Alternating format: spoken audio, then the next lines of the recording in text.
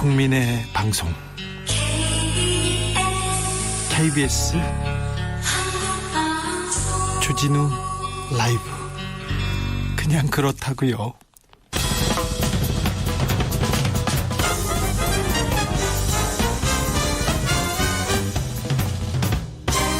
훅 인터뷰. 모두를 위한, 모두를 향한, 모두의 궁금증 훅 인터뷰. 코로나 시대의 재난지원금 어떻게 지급돼야 할까요?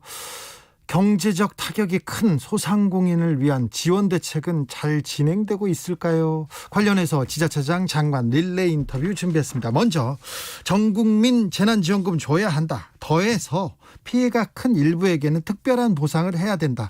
이렇게 이재명 경기도지사가 적극적으로 의견을 밝혔는데요. 직접 물어보겠습니다. 안녕하세요. 네, 이재명입니다. 네, 경기도에 눈 많이 왔습니까? 지금도 계속 내리고 있습니다. 경기도에 많이 온다고 하는데 어떻게 대비하고 있어요? 일단은 뭐 시군에서 잘 대응해주고 계신 것 같고요. 네. 제가 안 그래도 조금 전에 네. 경기도 내 시장 군수님들하고 화상회의를 끝내고 왔는데 네. 어쨌든 일선에서 잘 대비하고 계신 것 같습니다. 네. 경기도가 지자체 평가하면 계속 1등 난다면서요? 아직까지는 그렇습니다. 아, 그렇습니까? 그러면 공무원들 얼마나 괴롭힐까 그런 생각도 좀 해봅니다. 사실 그렇죠. 이제 네. 이 공무원들이 괴로우면 네. 국민들은 좀 편해지시는데요. 네. 그러라고 공무원 있는 거 아니겠습니까? 연금도 주고 또 권한도 부여하고 하는 거니까 사명감 가지고 잘 하고 계십니다. 어제 문재인 대통령 신년사에 포용, 회복, 미래 대비하자 이런 게 하면서 경기도가 신년사에 우리가 선도하겠다 이렇게 밝혔어요. 어떤 계획입니까? 뭐 대통령님 말씀 중에 이제 포용 회복이라고 하는 게 매우 중요한 키워드라고 할 수 있겠습니다. 네. 지금 보통 예상으로는 K자 회복을 하게 될 거다. 즉 회복되는 데는 아주 많이 회복되고 또 나빠지는 데는 더 나빠질 거다. 이 예. 양극화가 심해질 거다. 이런 예측이기 때문에 네. 회복도 모두가 이렇게 회복되는 그런 정책을 해야 된다. 이런 말씀으로 제가 이해했고요. 예. 또 미래를 대비하는 것은 뭐 언제나 해야 될 중요한 일인데 사실 이번 코로나19가 아마 어쩌면 이렇게 질적인 변화를 아마 하게 되는 계기가 될 것 같아요. 예. 그 중에서 제일 중요한 건 역시 이제 포용 회복 이런 것일 텐데요. 저희가 뭐 경제적 기본권 말씀도 드리고 하는데 하여튼 국가가 해야 될 역할은 안보, 그러니까 뭐 질병 재난, 뭐 전쟁으로부터 국민들의 생명 안전을 지키는 일 더하기 구성원 간의 공정한 질서를 유지하게 하는 일 더하기 이제 국민들의 삶을 보듬어야 된다고 하는 민생, 이 세 가지가 중요한데요. 예. 그 중에서도 민생의 핵심은 경제 문제고 예. 결국 경제를 어떻게 회복시키고 지속적으로 성장하게 하느냐라는 게 제일 중요한 과제인 것 같습니다. 예. 그래서 저희가 이제 올해 화두는 경제적 기본권을 통해서 이 기술 혁명에 따른 풍요, 경제적 풍요를 최소한이나마 함께 누리자. 그렇게 해야 시장도 지속적으로 성장하고 발전할 수 있다. 이렇게 보고 있습니다. 일단 경기도 의회에서 모든 경기도민에게 1인당 10만 원씩 2차 재난 기본소득 지급하겠다. 이 방안을 경기도에 요청했습니다. 구체적인 추진 계획 나왔습니까? 뭐 저희가 계속 검토하고 있습니다. 일단은 규모가 제일 큰 문제일 테고, 예. 또 시기도 좀 고려해야 될 바가 있습니다. 왜냐하면 이 코로나가 계속 이렇게 심한 경우라면 시기를 좀 조정해야 될 문제가 있고요. 예. 또 뭐 여러 가지 고려할 점들이 많이 있어서 정말로 심사숙고하고 있습니다. 3차 재난지원금 지급 시작됐는데요. 3차 재난지원금도 전 국민한테 다 줘야 된다 이렇게 계속 주장하셨어요. 4차 재난지원금도 전 국민한테 주고 피해가 큰 사람들한테 더 주자 이렇게 주장하시는데 그 이유가 뭡니까? 우리가 이제 재원이 한정적이기 때문에 예. 하나의 정책 효과만 내는 것보다는 이 복합적 정책 효과를 내면 더 낫지 않겠습니까? 네. 그러니까 이게 단순히 가계를 지원하는, 피해를 지원한다는 것을 넘어서 거기 더하기, 그게 경제 활성화에 도움이 된다면 매우 유용하겠죠. 예를 들면 일본이 현금으로 지금 그 1인당 10만 원씩 다 지급했는데 네. 100만 원이 넘는 돈입니다. 그 120만 원쯤 되겠죠. 예. 그런데 지금까지도 10% 정도밖에 쓰질 않았다고 합니다. 예. 그러니까 받아서 다 가지고 있는 거죠. 더 예. 나쁜 미래를 대비해서 결국 경제 효과가 없는 거죠. 그런데 우리 같은 경우는 3개월 안에 안 쓰면 안 되는 방식으로 지급을 하니까 그 돈을 전부 쓸 뿐만 아니라 오히려 추가 소비가 있었다. 예. 30% 이상 경제 효과가 확실한 거죠. 그러니까 1차 전 국민 지역화폐 지급, 2차, 3차는 지금 선별 지급하고 있잖아요. 현금으로. 네. 근데 보셔서 알지만 2차 지급은 1차 지원금의 거의 한 70%가 넘는 막대한 돈이 투자됐는데 경제 효과는 거의 체감하기가 어렵죠. 네. 3차는 어차피 뭐 지급하고 있으니까 하고 4차는 모두가 피해를 입었기 때문에 네. 모두가 어렵기 때문에 경제 효과 겸 그다음에 복지 효과도 있는 가계 지원 효과도 있는 지역화폐 전 국민 지급 방식이 바람직하다고 생각합니다. 계속해서 주장하시고 홍남기 그 부총리한테는 그 편지도 쓰셨어요. 그런데 아니란 돈이 없다, 화수분 아니다 이렇게 얘기하지 않습니까? 근데 이게 이제 기재부는 기획재정부잖아요. 네. 근데 경제기획 역할하고 재무관리 역할 두 개를 동시에 맡고 있는데 경제에 대한 깊이 있는 고민을 하면 예. 국간을 지키는 게 능사가 아니라는 걸 알 수가 있어요. 예. 지금 전 세계에서 작년에 말이죠. 전 세계가 지금 코로나 때문에 재정 지출을 적자 재정 지출을 했는데 네. 보통 보통 국민 총생산의 13% 정도 되는 돈을 지출했습니다. 우리에다 대입을 하면 한 250조쯤 되는 거죠. 근데 네. 우리는 실제 100조 미만으로 지출했습니다. 네. 그리고 전 세계가 지금 국가 부채율이 지금 다 131%가 됐는데 작년에 109였다가 이제 다시 해보니까 131이 됐는데 우리는 여전히 38%에서 44%까지밖에 안 올라갔어요. 네.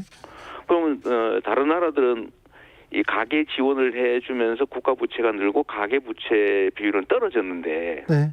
우리나라는 지원을 안 해주니까 국가 부채 비율은 세계 평균의 3분의 1 정도에 불과하고 예. 가계 부채 비율은 전 세계에서 가장 높습니다. 이게 너무 고통스러운 거죠. 그러니까 국가 부채율 1%면은 한 20조쯤 되는 거고요. 이제 5%면 한 100조쯤 되는 건데 그 정도 더 늘려도 전혀 문제가 없습니다. 왜냐하면 국가 부채라고 하는 건 서류상 존재하는 것이거든요. 다른 나라에 비교해서 너무 지나치게 높아가지고 국가 신용에 문제가 생길 정도가 아니면 결국 국가 부채를 늘릴 것이냐 가계 부채를 늘릴 것이냐 예. 선택할 수 있거든요. 그래서 저는 재정 여력이 없다는 것은 엄살에 불과하고 네. IMF도 지금 권고하는 내용이 1%를 지금 투자하면 국민 총생산이 2.7배가 늘어나니까 계속 확장 재정 정책을 펴라고 전 세계에 권고를 하고 있습니다. 지금은 국가 부채 걱정. 예. 네, 우리나라는 네. 그런데 안 그래도 낮은 그 국가 부채를 더 안 늘리려고 저렇게 지금은 그러니까 국가 부채 걱정할 때가 아니라 가계 부채 걱정해야 된다. 먹고 살아야 된다. 그러기 위해서 정부가 더 적극적인 재정 정책 펼쳐야 된다. 이 말씀이시죠? 네, 확장 재정 정책을 과감하게 계속해야 됩니다. 4차 재난지원금도 논의를 시작하고 바로 줘야 됩니까? 지금 아마 우리 주 기자님도 들으셨을 텐데 네. 그 2차 재난지원금을 작년 여름에 지급하기 시작했잖아요. 네. 아직도 선별하고 있습니다. 아직도요? 아직도 계속 선별하고 있어요. 예. 선별이 어렵고 어떤 뭐 모두가 힘든 시기인데 모두가 좀 살아야 되지 않겠어요? 네. 그게 이제 경제 활성화 효과도 있으니까 네. 사실은 뭐 선별 2번 했으니까 이제 네. 다음에 지원은 안 할 수 없을 테고 한다면 이번에는 경제 효과가 검증된 1차 재난 지원 방식으로 하는 게 좋겠다라는 자, 게 제 생각입니다. 계속 전 국민한테 줘야 된다. 더 적극적으로 해라. 이렇게 이재명은 얘기하고 있는데 자, 기재부의 나라냐 하면서 홍남기 부총리하고는 설전을 벌이기도 합니다. 그런데 왜 정세균 총리하고는 왜 다투셨어요? 저 다툰 일이 없는데요. 다투지 않았어요? 그럼 뭐죠? 정세균 대표님께서 이제 페이스북에 네. 저에 대해서 말씀을 주셨는데 네. 그 내용이 제가 평소에 드리던 말씀하고 다를 바가 없어요. 예. 핵심은 확장 재정 정책을 해야 된다. 네. 재정 지출을 늘려야 된다. 민생보다 재정이 더 중요하지 않다. 민생이 더 중요하다. 똑같은 얘기네요. 네, 1차 재난지원금 같은 방식으로 지원해야 된다. 이게 사실은 지역화폐인데 예. 다를 바가 없습니다. 그래서 제가 다 맞는 말씀이십니다. 네, 제가 잘 수용하겠습니다. 그랬죠. 아, 그렇습니까? 다른 설전을 벌이거나 그건 아니었네요. 아니, 전 한 일 없습니다. 네, 알겠습니다. 지금 경기도민 모든 경기도민에게 10만 원씩 지급한다. 이렇게 생각하시죠? 네. 그러면 예산은 네, 확보가 돼 있나요? 지금 저희가 지방채 발행을 하지 않고 예. 자체적으로 가지고 있는 재원으로 올해 새로운 회기가 시작됐기 때문에 네. 한 번 정도는 더 할 수 있기는 합니다. 더 주고 싶은데 지금 10만 원씩만 주는 겁니까? 근데 저희가 진짜 재정 여력이 정부하고는 좀 중앙 정부하고는 다르거든요. 저희가 증세 권한도 없고 네. 또 지방채 발행도 자유롭지 않고 하기 때문에 있는 재원을 아껴서 다른 데 안 쓰고 이제 여기다 쓰는 거죠. 네. 그래서 일부 도민들께서 걱정하시는 것처럼 또 세금 더 내야 되는 거냐. 예. 그런 걱정 전혀 안 하셔도 되고요. 네. 있는 재원을 가지고 잘 활용하는 것이기 때문에 우리 도민들이 추가 부담하실 일은 없습니다. 성남에서 여러 번 기본소득이나 기본 비용을 지불하면서 여러 모범 사례를 만들기도 했습니다. 이번에 경기도에서 기본소득 실험이 전국적으로 확대될 수 있을까요? 이게 지금 4차 산업혁명으로 보통 불리는 이 기술혁명 때문에 앞으로 일자리는 체계적으로 줄어들 수밖에 없고 인간의 노동을 로봇과 인공지능이 상당 정도를 대신하게 되거든요. 코로나 때문에 가속화됩니다. 가속화되고요. 예. 그래서 이 전체 생산에서 노동이 차지하는 포션 비중이 점점점 줄어들기 때문에 네. 추세적으로 소득은 줄어들 수밖에 없고 그러면 시장이 위축되고 경제가 지속 성장이 어려운 상태이기 때문에 결국 기본소득은 시기가 문제이지 도입할 수밖에 없습니다. 그래서 차라리 이런 상황이라면 우리가 좀 선도적으로 좀 하면 좋겠고요. 예. 1차 재난지원금 방식으로 그걸 1년에 한 번, 또 2번, 3번, 4번 이렇게 늘려가면 여러모로 경제 활성화에도 좋고 양극화 완화에도 좋고 가계 지원 효과도 있고 가계 부채 비율도 떨어뜨리는 효과가 있죠. 피할 수 없을 겁니다. 이재명은 계속해서 국민들한테 재난지원금 그리고 기본소득 계속 줘야 된다고 얘기합니다. 그런데 이재명이 그 얘기를 할 때마다 국민의힘에서 발끈합니다. 이거 선거용이다, 포퓰리즘이다 이렇게 비판하는데 어떻게 생각하세요? 몇몇 분들이 그런 말씀을 하시던데요. 네. 제가 이제 그분들한테 이 말씀 정말 꼭 드리고 싶습니다. 이렇게 하자라고 얘기는 안 하고, 네. 그거 잘못됐다. 예. 선별 지원하면은 그거 문제 삼고, 보편 지원하면 또 그거 문제 삼고, 네. 하면 한다고 문제 삼고, 안 하면 안 한다고 문제 삼고 이런 식으로 지금 계속 대응을 하고 계시던데요. 네. 이 정치라고 하는 게 나는 이런 좋은 안이 있으니 이걸로 해봅시다라고 선의의 경쟁, 잘하기 경쟁을 해야 나라가 발전합니다. 네. 정당도 발전하고요. 네. 그런데 남의 발목 잡아가지고 넘어뜨린 다음에 반사이익이나 누리려고 하니까 사실 국민들이 정치를 불신하게 되는 거 아니겠습니까? 네. 그래서 좀 대안을 좀 내시고 잘하기 경쟁을 좀 하자라고 꼭 말씀드리고 싶고요. 네.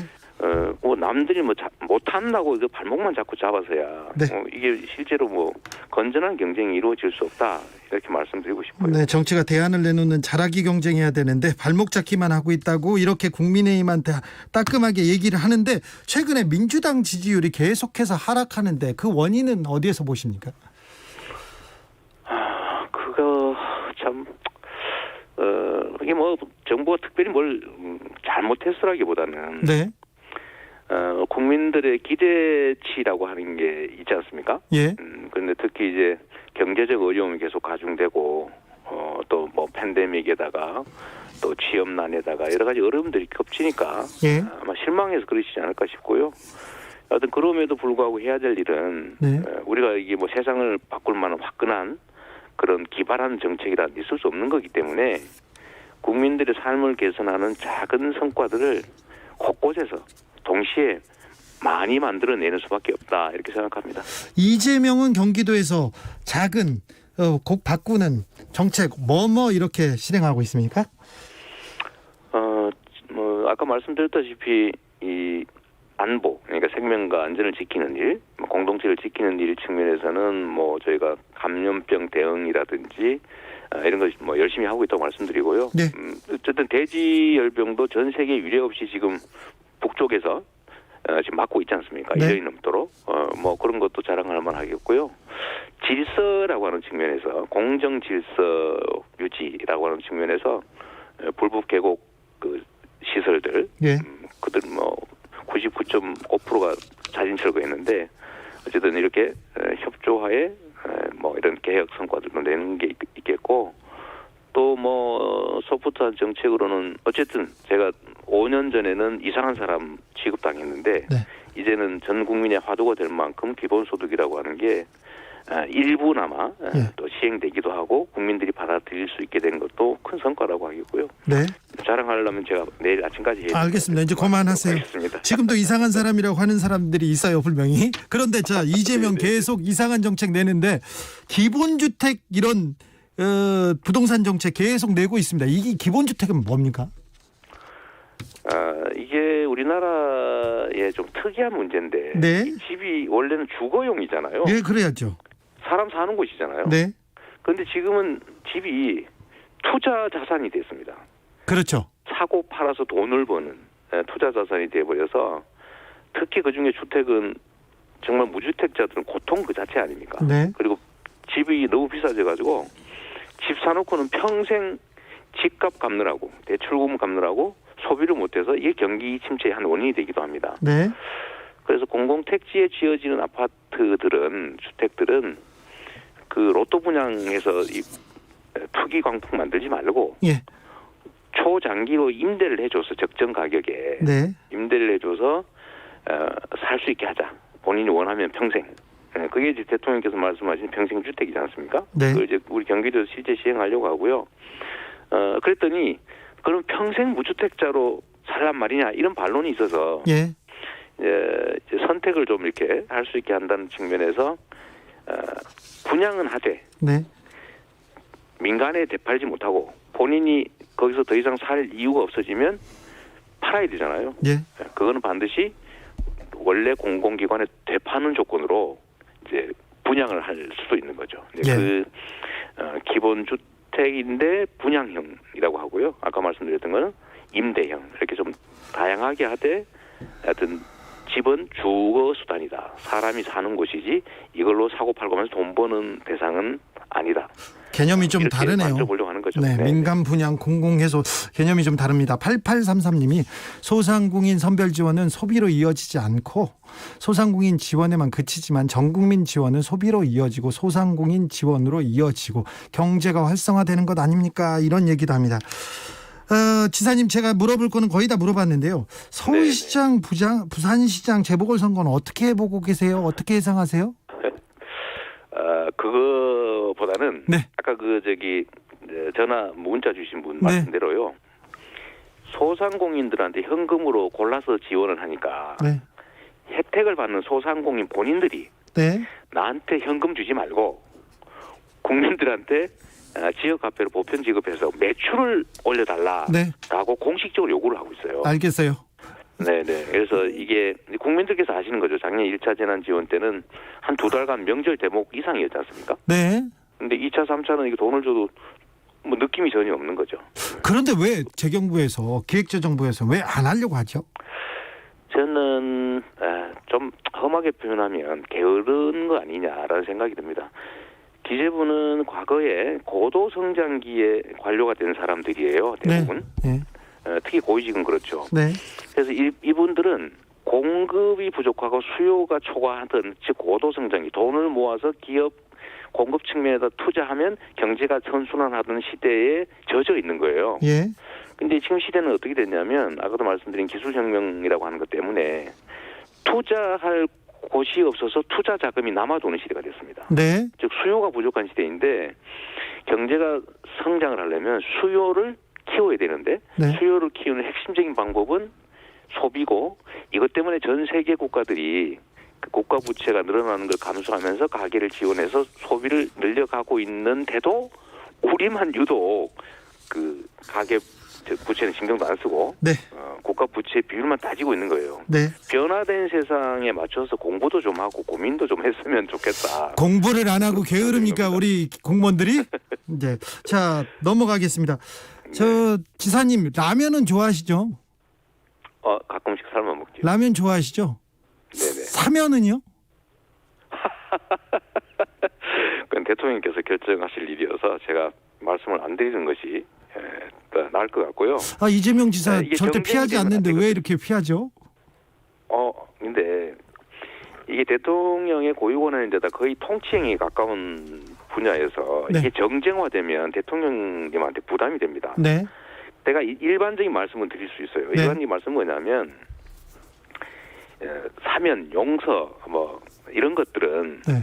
일단은 본인이 잘못했다고 하고 국민들이 그래 용서해 주자 이럴 때 하는 게 맞죠. 네. 근데 본인이 나 잘못한 거 없다. 내가 뭘 잘못했다고 그러냐. 이런 태도를 취하는 걸 용서를 해주면 앞으로 저 권력이 있으면은 다 봐주는구나. 다 저렇게 넘어갈 수도 있구나. 이렇게 생각하잖아요. 네. 그래서 일반 예방 효과를 거두기 어렵다는 겁니다. 알겠습니다. 다른 사람들도 야 나도 뭐 너 돈 많고 힘세면은 죄 지어도 봐주겠네. 이렇게 하면 이 사회가 어떻게 되겠어요? 예. 그래서 그 측면에서 보면 저는 형벌을 과할 나쁜 일을 했다면 그에 상응하는 책임을 지는 것이 당연하고 뭐 다른 그러면 절도범이나 뭐 배고파서 그 빵 훔친 사람들도 막 징역 살리고 그러지 않습니까? 예. 그럼 그 사람들은 대체 왜 살아야 됩니까? 네. 뭐 그런 측면에서 좀 형평성도 충분히 고려해야 되고 또 응징의 효과도 있어야 되고 또 다시는 이런 일이 생기지 않도록 하는 예방 효과도 충분히 고려해야 된다. 이 말씀만 드리겠습니다. 잘 알아들었습니다. 랄랄라님께서 라면들이 반성하라 얘기합니다. 반성하겠습니다. 자, 고생 많으신데 더 고생해 주십시오. 지금까지 이재명 경기도지사였습니다. 감사합니다. 네, 감사합니다. 정치 피로, 사건 사고로 인한 피로, 고달픈 일상에서 오는 피로. 오늘 시사하셨습니까? 경험해보세요. 들은 날과 안 들은 날의 차이. 여러분의 피로를 날려줄 저녁 한 끼 시사. 추진우 라이브.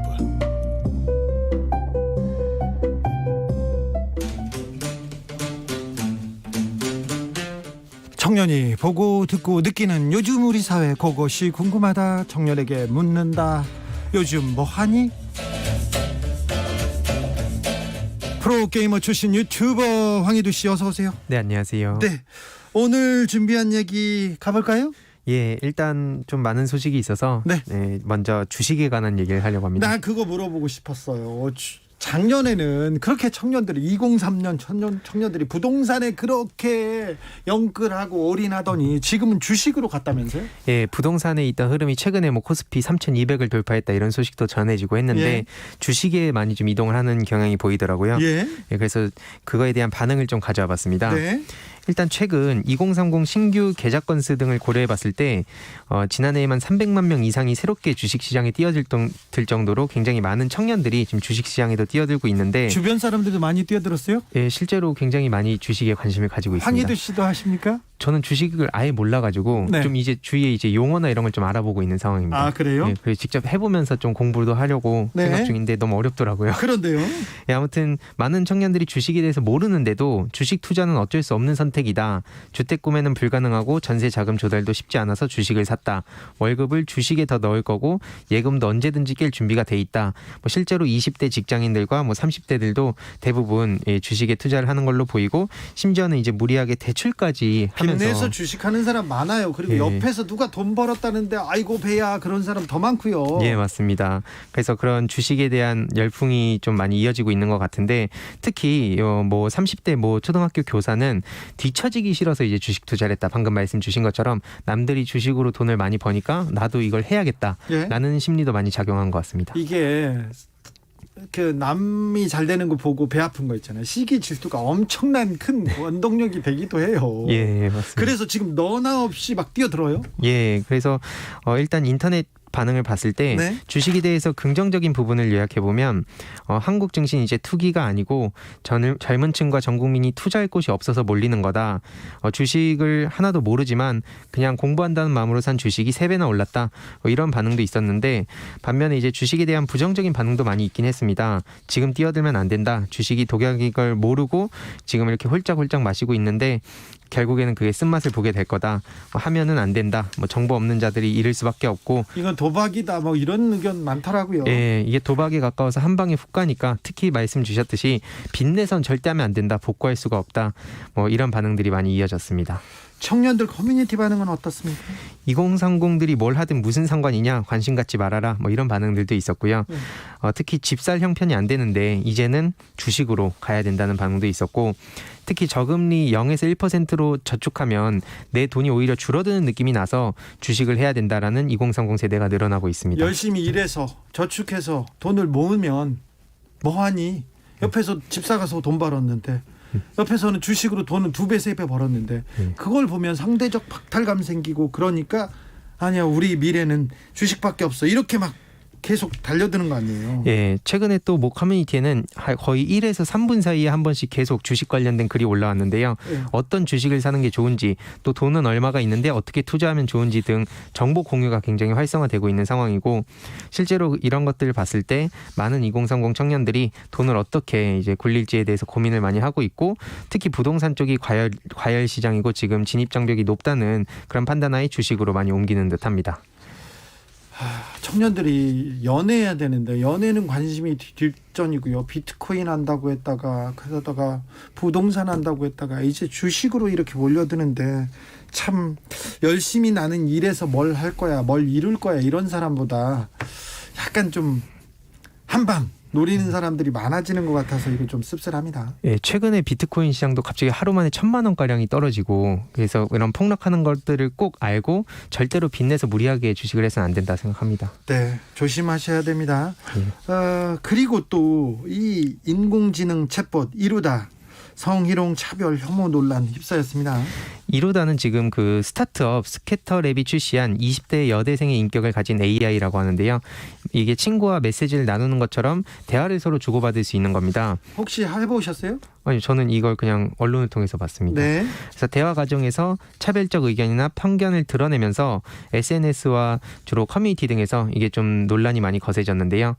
한번 최근에 그 AI 성희롱으로 논란이 됐었는데 이번에 말씀 주셨듯이 성소수자, 장애인에 대한 차별성 발언으로 또 도마에 오른 겁니다. 네. 그래서 이게 지금 게다가 여대생 AI가 학습한 이 카톡 개인정보 제공 동의를 안 받았다는 논란이 지금 굉장히 커진 상황인데요. 그래요? 일반인들이 대화를 나눈 것들을 동의도 없이 그냥 무작정 가져다 쓴 게 이제 만천하에 드러난 겁니다. 저는 20세 여대생을 꼭 이렇게 대상화해서 이렇게 만든 것 자체가 이런 논란을 만들어낼 수밖에 없는 그런 구조를 만들었다고 생각하는데요. 좀 안타까움이 있는데 인터넷 반응 어땠나요? 일단 혐오 논란에 대한 반응을 먼저 가져와 봤는데요. 뭐 일부 네티즌들은 맞는 말 한다. 뭐 아니면 뭐 일반적인 사람들이 싫어하니까 AI도 그렇게 똑같이 답변한 거 아니냐. 뭐 인공지능이 모든 걸 사랑하고 수용하길 바라는 거냐. 왜 자꾸 저렇게 쓸데없이 AI 기사만 퍼오냐. 뭐 이런 반응들도 있었는데 네. 윤리에 대한 지적들도 이어졌습니다. 윤리에 대해서 생각할 때가 왔어요. 예, 그래서 이건 당연히 중단되는 게 맞고 예. 다른 거 다 떠나서 본인이 연인과 나눈 그런 집 주소까지 이번에 퍼졌거든요. 그거를 좀 많은 언론을 통해 이게 보도가 되면서 많은 사람들이 충격을 받은 상황이고, 또 4차 산업혁명 시대에 AI가 거의 80년대 시대착오적 발언을 하게 두는 프로그래밍이 무슨 발전이 있냐. 단체로 난리 났고 직원들 국민들 윤리 의식부터 재정립해라 이런 반응들도 이어졌습니다. 이거는 그냥 사과로 끝날 일이 아니라 이건 수사가 필요한 것도 같고 그런 전문가들의 지적도 있습니다. 예, 맞습니다. 이번에 그 이로다 사건을 사고로 보면서 회사 쪽에 책임을 묻는 전문가들의 목소리도 늘어났는데요. 네. 특히 그 이런 소수자 키워드를 금기어로 설정할 정도로만 고민했다는 건 너무 초보적이고 네. 사회 윤리적 측면도 더 진지하고 고차원적으로 고민을 했어야 된다 이런 목소리도 있었고 저는 이루다가 아니라 이 회사 직원들의 윤리가 사회 예. 윤리적 측면 굉장히 걱정스럽습니다. 예, 맞습니다. 그리고 이에 대해서 혐오와 차별 메시지를 제공하지 못하도록 법으로 강제해야 된다. 강제해야 됩니다. 예, 그런 목소리도 이어졌습니다. 네.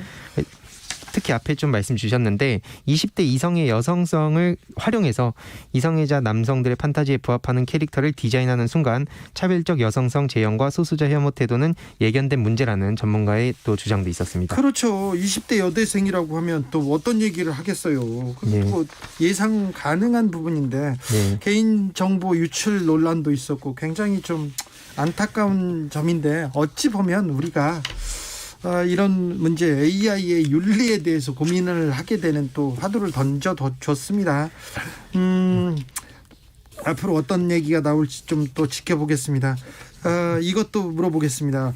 눈이 지금 많이 오고 있는데 예. 얼마 전에 폭설이 내렸잖아요. 예, 맞습니다. 허리 곳곳에 눈사람 등장했는데 눈사람을 너무 예쁘게 예술적으로 막 만들어놨더라고요. 예, 맞습니다. 다양한 모양의 눈사람을 SNS에 공유하는 게 좀 화제가 됐었는데 특히 최근에 모 커피숍 앞에 영화 겨울왕국의 주인공 엘사 눈사람이 등장해서 굉장히 뜨거운 화제였습니다. 근데 그걸 또 부셨다면서요, 누가. 예, 그거를 또 갑자기 그 주먹으로 부셔버려서 그 CCTV에 포착이 됐고 인터넷 반응 어떻습니까? 많은 분들이 좀 상처를 받았는데 네. 예, 굉장히 충격에 빠지기도 했고 엘사를 그렇게 하면 상처 받지요. 예, 맞습니다. 물론 이에 대해서 일부는 이제 비하기 심하다 뭐 이런 얘기도 있긴 했지만 많은 분들이 비판적인 목소리를 냈고요. 예. 남이 예쁘게 만들어 놓은 눈사람을 아이들도 안 푸시는데 네. 그거는 좀 심각한 거다. 특히 자격지심 피해의식 가진 사람들이 저런 대항할 수 없는 대상에 대해서 폭력성을 드러낸다. 이런 얘기도 이어졌고 특히 이 행동을 보면 인성이 보이기 마련이기에 이런 거에 대해서는 잘못된 게 맞다는 목소리가 거의 대부분 커뮤니티에서 있었습니다. 네. 자, 오늘 눈 왔는데 눈사람 만드실 거예요? 저는 보겠습니다. 보겠다. 예. 바깥에 안 나가고 지금 또 네. 데이트 안 하시고요. 이래야죠. 나 이래야 돼요. 황혜도 씨는 맨날 공부하고 일하고 고민하고 그렇습니다. 아무튼 요즘 뭐하니 올해도 잘 청년들의 마음 잘 읽어주십시오. 네, 감사합니다. 유튜브 황혜도 씨와 함께했습니다. 감사합니다. 감사합니다. 조연수님께서 노동의 가치가 점점 사라지는 시대에 월급은 그냥 레버리지를 이용하기 위한 이자 수급 이상의 의미가 없어요 생각하는데 노동의 가치, 사람의 가치가 점점 이렇게 인정받지 못하는 거 굉장히 걱정스럽고요. 기성세대로서 죄송한 마음 듭니다. 김희원님께서는 저희 아빠 일터는 평택인데요. 집은 용인수지라서 아빠가 집에 잘 안 들어오시는 게 그 이유는 아니겠지만요. 얘기하는데 그 이유만은 아닐 거예요. 절대 아닐 것 같은데 네, 오늘은 들어오셔야 될 텐데 8541님께서 주진우 라이브에서 알려주세요. 내 집 앞이나 쌓인 눈을 도로에 막 버리시거나 도로에 치우시는 분들이 있는데요. 이게 얼면 대형 교통사고의 원인이 되오니 도로에 버리지 말도록 알려주세요. 이거 큰 문제가 될 수도 있습니다. 조심해 주십시오. 얘기합니다. 2661님께서는 현재 1시간 30분 만에 10km 왔습니다. 10km. 아이고 걱정입니다. 퇴근길인데 교통정보 어떤지 교통 상황 어떤지 들어보겠습니다. 이승미 씨. 네, 눈과 퇴근 시간이 맞물려 도로 상황은 더 혼잡해졌습니다. 급제동 급출발하지 않도록 주의 운전하셔야겠습니다. 수도권 제1순환고속도로 구리에서 판교 방향으로 퇴계원에서 송파 쪽으로 26km 구간 정체되고 있고요. 또 송파 부근 3차로와 성남요금소 화물차 하이패스 차로에서 사고를 처리하고 있습니다. 서양고속도로 서울 방향으로도 송악나들목 부근 1차로에서 사고 나서 주의하셔야겠고요. 이후로는 서평택 분기점에서 화성 휴게소까지나 비봉에서 안산 분기점까지 막히고요. 일찍 분기점에서 금천 쪽으로 밀리고 있습니다. 경부고속도로 서울 방향으로 오산에서 판교 분기점까지는 32km간이 정체입니다. 또 달래내 고개부터 한남까지 속도 안 나고 있고요. 영동고속도로 인천 쪽으로 신갈 부근에서 고장난 차 여파로 밀리고 있고요. 또 동수원에서 반월터널까지나 군자요금소에서 서창까지 정체되고 있습니다. KBS 교통정보센터였습니다. 테이크아웃 시사 나왔습니다. 오늘도 하나 챙겨가세요. 주진우 라이브.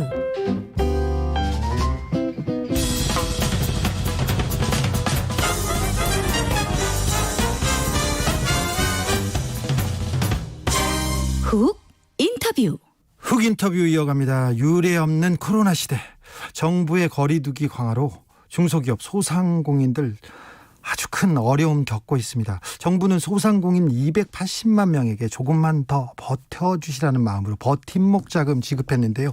상황 어떻게 되고 있는지 박영선 중소벤처기업부 장관 연결했습니다. 안녕하세요. 네, 안녕하십니까.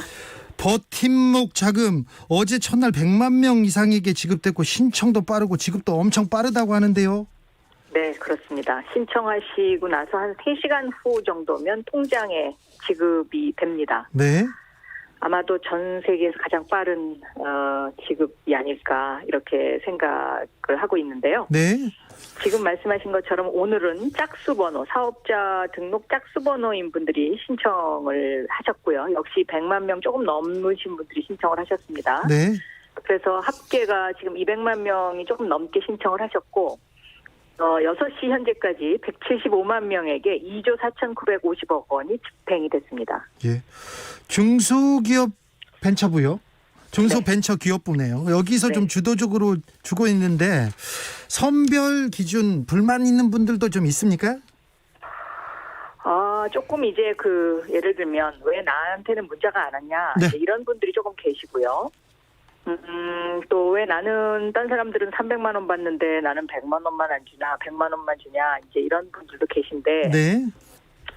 첫째 300만 원 받으시는 분들은 집합금지 업종인 경우에 그렇습니다. 네. 그러니까 공통적으로 100만 원이 다 들어갑니다. 그러니까 집합금지 업종, 영업 제한 업종, 그리고 연매출 4억 원 이하의 소상공인에게는 공통적으로 100만 원이 들어가는데요. 집합금지 업종의 경우에는 임대료 같은 고정비에 쓰시라고 200만 원을 추가로 더 들여서 300만 원이 들어가고요. 네. 영업 제한 업종은 100만 원 플러스 100만 원을 더 드립니다. 그래서 200만 원이 들어갑니다. 네. 그리고 이제 왜 나한테 문자가 안 왔지? 이제 이런 분들이 계셔요. 이제 네. 그런 분들은 지자체에서 지방자치단체장 지자체에서 저희한테 데이터베이스를 넘겨주시는데 예. 그것이 조금 하다 보면은 한두 사람 소홀할 수도 있지 않습니까? 네. 그런 경우에 해당되시는 분들이 많으실 거고요. 예. 또 아닌 경우에는 이제 매출액 4억 원 이하의 소상공인 가운데 매출액이 작년 대비 감소하지 않은 분들이 간혹 계십니다. 네. 그런 분들한테는 문자가 가지 않았습니다. 아, 예. 네, 나름대로 선별 기준 꼼꼼하게 정했네요. 그렇습니다. 예. 자, 또 어려운 문제 또 물어보겠습니다. 중대재해기업처벌법. 네. 여기에서 중기부에서 5인 미만 사업장은 제외하자 이런 의견 제시했어요. 정의당 김종철 대표가 난 박영선 그런 장관한테 질문을 하셨더라고요. 네. 그런데 저희 이제 중소벤처기업부 입장에서는 김영균 어머님의 마음을 헤아리면 너무 가슴 아픈 일입니다. 네. 그런데 중소벤처기업부는 소상공인을 보호하고 소상공인들의 어머니와 같은 버팀목이 되어줘야 되는 부서이거든요. 네. 그리고 결정은 국회가 하는 겁니다. 네. 그러니까 국회라는 것은 용광로와 같은 역할을 하는 것이고요. 그래서 국회에서 그렇게 결정이 되면 저희는 그 법을 존중하고 거기에 따라야 하는 것입니다. 네. 그런데 5인 미만 사업장이 제외됐기 때문에 거기서 여러 가지 위험한 일들이 있어서 노동자의 문제를 어떻게 할 거냐 이제 이런 걱정을 하실 수 있을 것 같아요. 네, 그렇죠. 네, 그래서 저희 중소벤처기업부가 그런 5인 미만 사업장의 안전 문제와 관련을 해서 네. 정부가 이것을 좀 더 지원할 방법은 없는지 보완할 방법은 없는지 현재 좀 검토하고 있습니다. 처벌보다 지원할 방법을 좀 찾아보겠다. 네. 그래서 그게 안전한 곳으로 이제 정부가 좀 더 이렇게 선도를 한다고 그럴까요? 예. 네, 그런 방법으로 가는 것이 좋을 것 같습니다. 왜냐하면 소상공인들이 코로나19 때문에 네. 너무나 힘든 한 해를 보내지 않았습니까? 네. 그래서 그런 절규하는 소상공인들의 마음도 담아줘야 되는 부서가 있어야 된다. 저는 그렇게 생각합니다. 연말연시에 특별 방역 대책 시행으로 집합 금지된 실외 겨울 스포츠 시설 있지 않습니까? 그리고 그렇습니다. 영업 제한된 예. 숙박 시설도 지원 대상에 포함되는 맞습니다. 겁니까? 예. 네.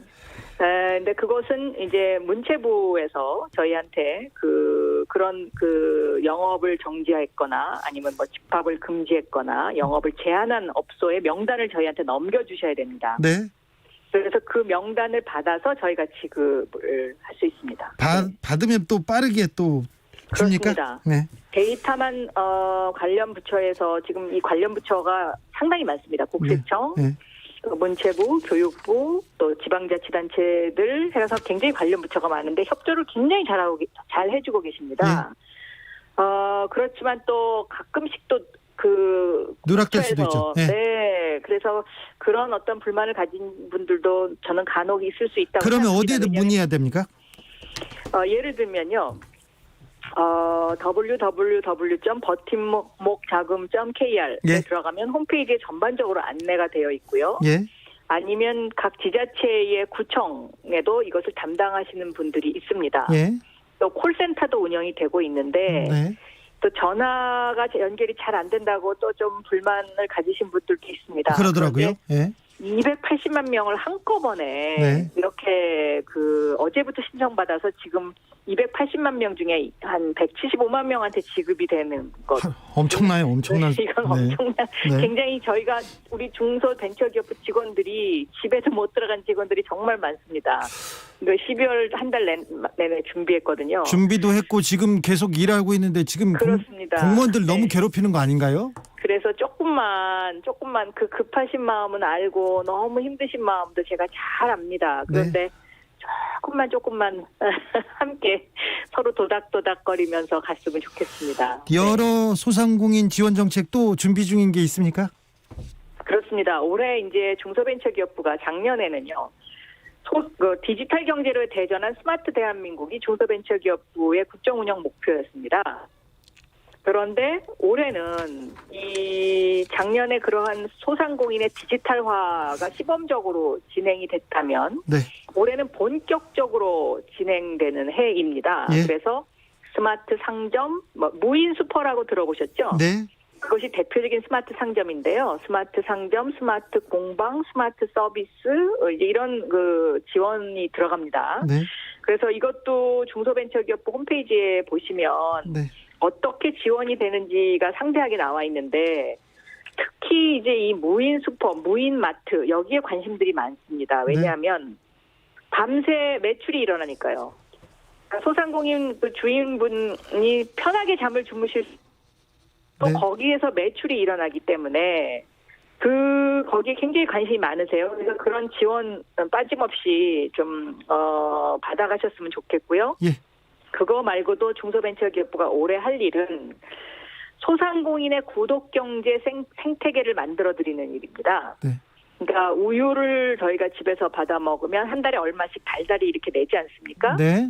그런 것처럼 소상공인들이 이제 온라인으로 각 가정에 뭔가를 배달을 해드릴 수 있으면 일정한 수입이 생기는 것이죠. 아하.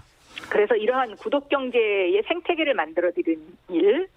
신문 이것을 구독처럼 중소벤처기업부가. 정기적으로 조금씩 그렇습니다. 조금씩 계속 돈을 버는. 네. 그렇습니다.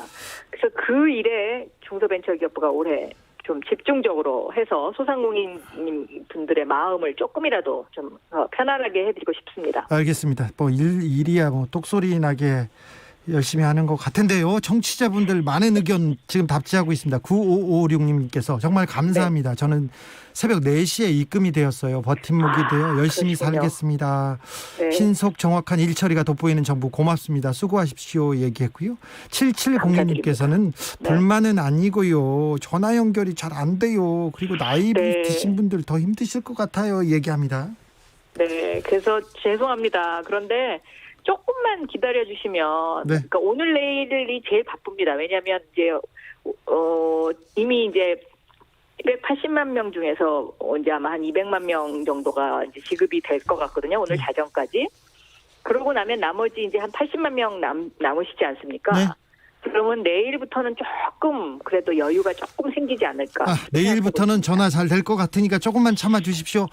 6909님께서는 매출이 12월부터 발생한 경우 2차, 3차도 패싱되었어요. 매출액 기준 좀 손봐 주세요. 이 얘기합니다. 네. 그런 경우가 조금 간혹 있습니다. 예. 그래서 저희가 가능하면 이번에는 그 매출액 기준일을 뒤로 늦췄거든요. 그래도 뒤로 아무리 늦춰도 행정적으로 그 마감해야 되는 날이 있지 않습니까? 네. 그래서 이번에 그렇게 그런 분들은 좀 아쉽습니다. 네. 네, 여러분께서는 지금 중소벤처기업부 장관 박영선 장관과 인터뷰를 하고 있는데요. 지금부터는 서울시장 후보 박영선에 대해서 물어보도록 하겠습니다. 저 후보 아닙니다. 아직. 후보 아닙니까? 네. 네. 텔레비전 좀 보세요. 텔레비전 저는 주로 방송국에 하도 오래 있어서요. 네, 뉴스만 보지요. 예능은 네. 잘 안 보시죠? 네. 예능 프로그램에 나오는 나경원 전 대표 프로그램 보셨어요? 못 봤습니다. 못 봤어요? 네. 안 보셨다고요? 아니 못 봤습니다. 네, 못 봤어요. 네. 저기 박영선 장관의 그 예능 프로도 나온다고 하는데. 예, 그게 아마 오늘 밤에 나가는 걸로 제가 알고 있습니다. 네, 이거 사전 선거 운동 비판이 있는데. 저는 비판하시는 분들 충분히 비판하실 수 있다고 생각합니다. 그런데 그렇죠. 네. 네, 이것을 촬영한 때는 12월 한 말경, 그러니까 20일 전경이었는데요. 그때 저희 중소벤처기업부가 크리스마스 마켓을 하지 않았습니까?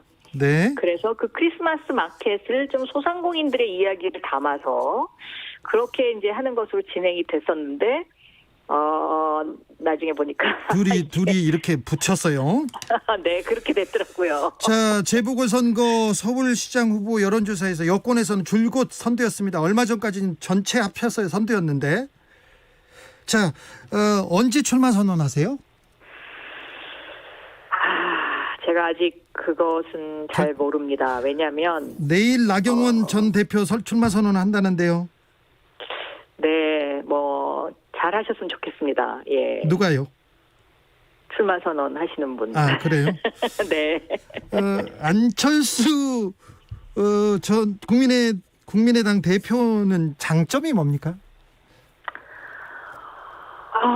장점은 저는 사실 안철수 대표하고 여러 가지 그 역사적 중요한 시점에 같이 뭐라 그럴까요? 네. 제가 상대편 예를 들면 협상 팀장이었다든지 네. 제가 문재인 대표 2012년에는 문재인 그 당시에 이제 저희 후보 예. 협상 팀장이었었으니까요. 그렇죠. 그래서 다른 사람보다는 제가 많이 만나본 편이죠. 네, 좀 잘 알죠. 네. 그런데 안철수 대표가 직진으로 잘 안 걷고 갈짓자로 잘 걸었습니까? 제가 꼭 그분이라고 딱 지칭해서 말씀드린 것은 아니었는데 네. 언론이 이제 딱 그렇게 이름을 박아서 기사를 쓰셨더라고요. 네, 그렇게 나왔어요, 이제. 근데 이제 이런 겁니다. 그러니까 예를 들어서 안철수 대표님이 2016년도에 총선을 앞두고는 주로 광주를 중심으로 한 호남에 주로 많이 가셨거든요. 그랬죠. 근데 이상하게 작년부터 올해 사이에는 주로 대구를 중심으로 한 어제도 부산 가고 대구 오늘 대구 간. 경상남북도를 주로 많이 가시더라고요. 네. 근데 저는 글쎄요. 모르겠습니다. 그런 것들이 직진을 하시는 거라고 보여지지는 않습니다. 예. 네. 알겠습니다. 서울시장 출마 선언은 안 했습니다. 그런데 생각은 오래전부터 하고 계시죠? 과거에는 네. 제가 이제 2011년도에는 사실 저도 그 당시에는 크게 준비하지 못한 상태에서 한번 서울시장에 당에서 의원들이 나가야 된다고 이제 그래서 나갔었고요. 네, 민주당 후보가 됐고요. 그렇습니다.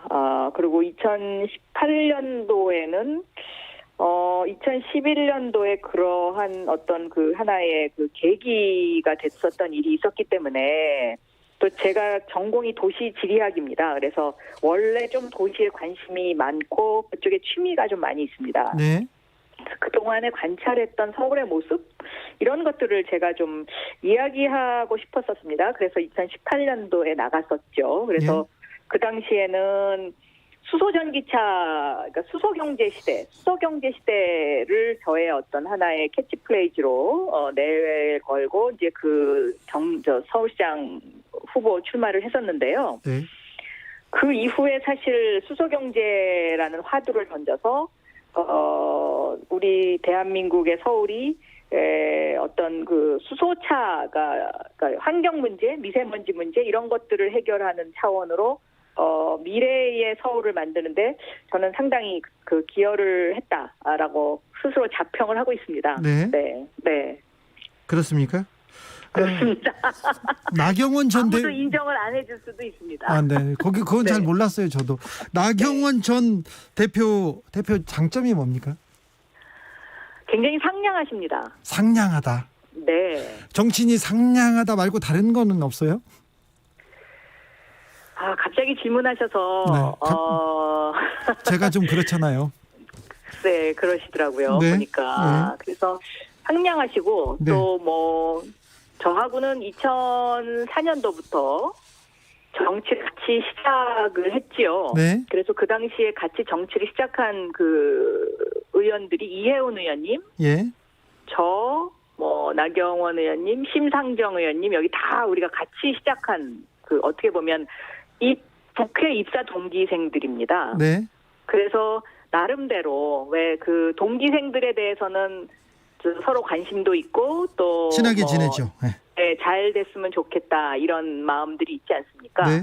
그래서 늘 그런 마음을 가지고 그렇게 지켜보고 했었습니다. 그런데 물론 뭐 그 사이에 여러 그 역사의 질곡을 넘었어야 했기 때문에 사실 뭐 섭섭하거나 또 상처를 받았거나 이런 일들도 많이 있습니다. 네. 네. 네. 그래도 그렇습니다. 뭐 네. 오늘 나경원 전 대표가 홍준표 전 대표 만났는데 이 만남은 어떻게 보세요? 글쎄 저는 그렇게 뭐 자연스러워 보이진 않았습니다. 왜냐하면 그 두 분이 과거에는 굉장히 좀 서로가 서로에 대해서 좀 뭐라 그럴까요? 그 반목이 있었다고 할까요? 네. 네. 그렇기 때문에 제가 기사를 자세히는 안 봐서 잘 모르겠습니다만은 네. 그렇게 그냥 느꼈습니다. 네. 네. 자, 만약에 서울시장이 된다면 풀 문제가 숙제들이 지금 산적해 있는데 어떤 문제 풀어보고 싶으십니까? 저는요, 그 서울시장이 된다면이라는 조건보다는 제가 서울 시민의 한 사람으로서 그냥 말씀을 드리면은요, 누가 서울시장이 되든지 간에, 네. 저는 이런 것이 필요하지 않을까 싶습니다. 첫째, 코로나 이전의 서울과 코로나 이후의 서울은 달라야 된다. 네. 그렇게 생각하고요. 또 두 번째는 지금 코로나 이후에 대한민국이 전 세계적으로 디지털 경제를 선도하는 선도 국가가 돼가고 있습니다. 네. 그래서 이 선도 국가에 걸맞는 수도 서울이 돼야 되지 않을까. 네. 그렇게 생각하고 있고요. 또 서울에 살고 계시는 주민들이 쾌적한 삶을 원합니다. 네.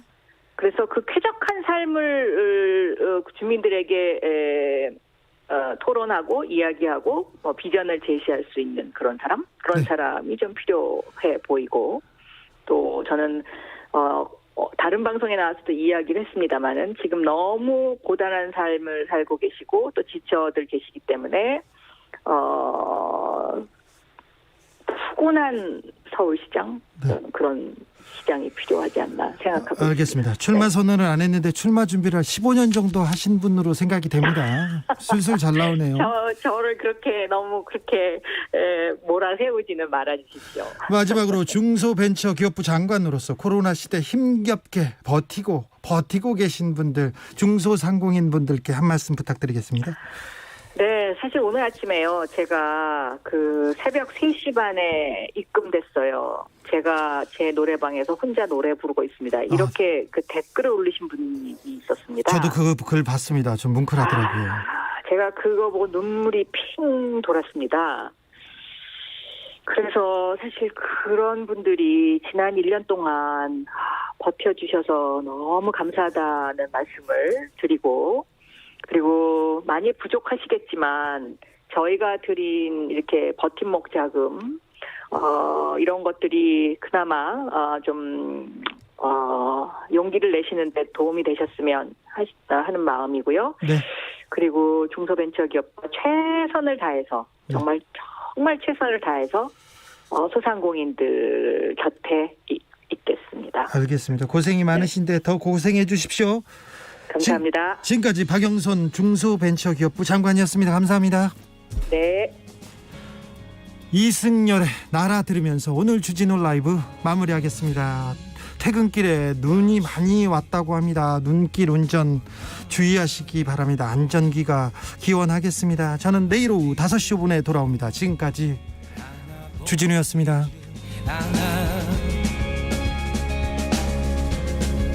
까맣게 들이온 공기가 널 덮어 눈을 뜰 수조차 없게 한데도 거기서 멈춰있지만 그곳은 네 자리가 아냐 그대로 일어나 멀리 날아가기를 얼마나 오래 지날지 시간은 알 수 없지만 견딜 수 있어 지구를 위한 새로 고침 습관을 바꾸는 라디오. 안녕하세요. 연기자 김미숙입니다. 태양빛으로 세상을 바꾸겠다는 청춘이 있습니다. 젊은 사업가